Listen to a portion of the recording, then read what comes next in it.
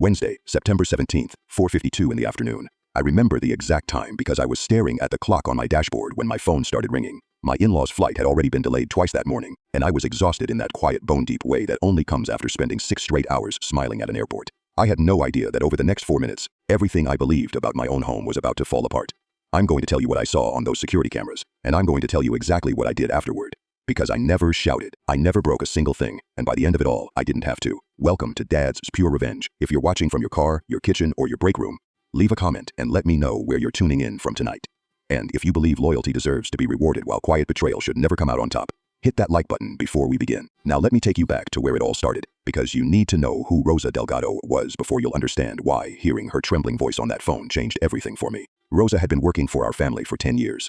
She started during the very same month my daughter Emily was born. Back when we were living in a small 2-bedroom rental on Larkspur Court in Aurora, Colorado. She wasn't simply the person who cleaned the house. She was the one who noticed Emily's fever before the pediatrician's office had even opened. She was the one who drove 20 minutes out of her way every Friday just to bring my mother-in-law her favorite tamales while she recovered from hip surgery. And in an entire decade, she never once took a sick day she didn't truly need. She carried a small spiral notebook inside the pocket of her apron where she carefully wrote down which cabinet held Emily's peanut allergy medication, just in case she ever found herself alone in the house with her. Nobody ever asked her to do that. She simply did. She also had a habit of leaving a folded dish towel hanging from the stove handle, always folded exactly the same way, one corner tucked neatly beneath the other. It seemed like such a tiny detail. I had no idea back then how much that quiet little habit would eventually come to mean to me. My name is Nathan Reeves. I'm 46 years old, and I own a mid-sized commercial insulation company based in Denver. It's the kind of business that never makes the headlines, but it pays for braces, family vacations, and eventually the round-trip airline tickets my in-laws used every September to spend 2 weeks with us. My biggest flaw, and I'll admit it without pretending otherwise, is that I trust people the same way most people trust gravity.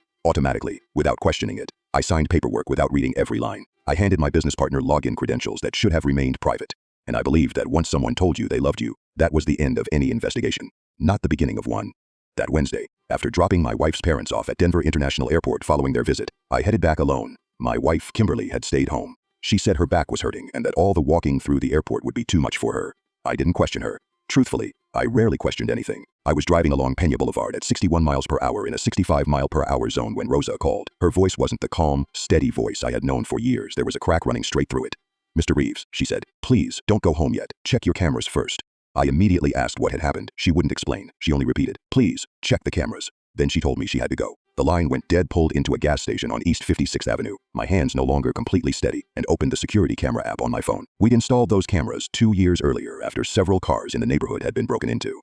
Most days, I'd completely forgotten they were even recording. The living room camera showed my brother-in-law's. No, I need to tell this exactly the way it happened. It wasn't my brother-in-law. It was Derek Holloway, my closest friend since our sophomore year at Colorado State. The same man who stood beside me at my wedding and read a poem he'd written himself about how loyalty lasts longer than good weather. Derek was sitting at my kitchen table. Kimberly sat across from him. Spread out between them were papers, printed documents, and a folder. My folder, the navy blue folder I kept locked inside a drawer in my home office. The one that held copies of our business insurance paperwork and property deeds. I turned the volume all the way up. The audio was faint, but it was clear enough. I heard Derek say the word signature twice. Then I heard Kimberly laugh. It wasn't a warm laugh, it was short, flat cold. And then she said he won't even notice until it's already done. I sat in that gas station parking lot without moving for 11 minutes. A man driving a Ford pickup pulled into the pump beside me, filled his tank, and drove away. I never noticed when he arrived, I never noticed when he left. I couldn't stop watching Kimberly rest her hand gently on the back of Derek's.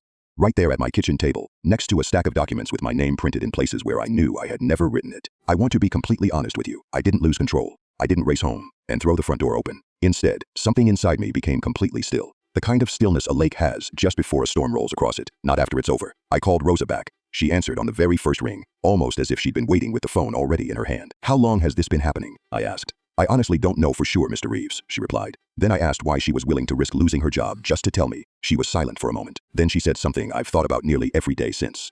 "Because you paid me on time every single month for 10 years, even during the month your father died, when you forgot almost everything else. Someone in this house should at least be honest with you."